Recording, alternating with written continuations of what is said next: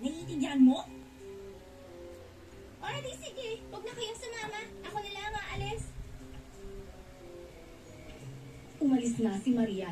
Tumakbo siya sa kanilang kapitbahay na siya. Sigurado makakawili mo magagandang salitang yun sa akin. Naalim ng gusto si Aaron sa hari na mapagmahal sa sarili. Ngunit, tinanggap pa rin niya ang alok nito. Dahil wala rin naman siyang ibang pagpipilian. Makalipas sa mga buwan, nanatili si Aaron at nalibang sa kanyang buhay sa palasyo. Nakikipag-usap siya sa lahat. At sa madaling panahon, alam na nila kung gaano siya katalino at katuwid na tao. Napansin din ng hari ang kanyang pamamaraan. At nang magsimula na silang mag-usap, nagsimula na rin malaman ng hari ang tungkol sa kanyang kaharian. Dahil mapagkumbaba ang pastor na si Aaron, sinabi niya ang lahat ng mga problema ng mga tao. Natuto ako ng gusto mula sa'yo. Talagang mas masaya ngayon ang mga tao sa kaharian ko. At ito'y dahil nakikinig ako sa iyong mga payo. Pwede ka bang maging tagapayo ng hari at manatiling masaya dito sa palasyo? Malugod kong tatanggapin ang iyong alok, aking hari.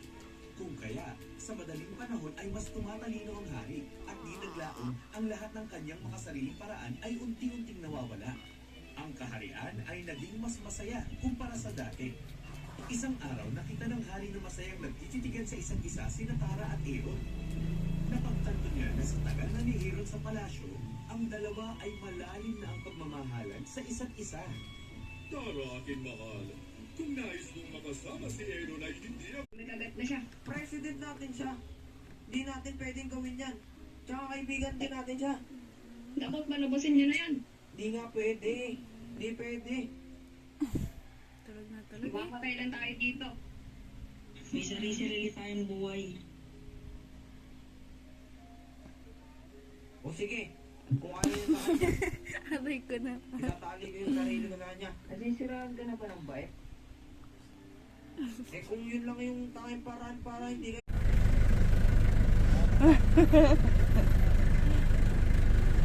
Kaya mo ba? Hindi ka nahirapan?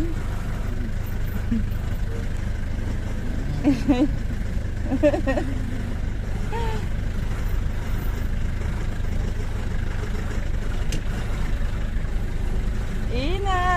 Dadrive na yan si Ina! Outright? Akin na! Sasakyan.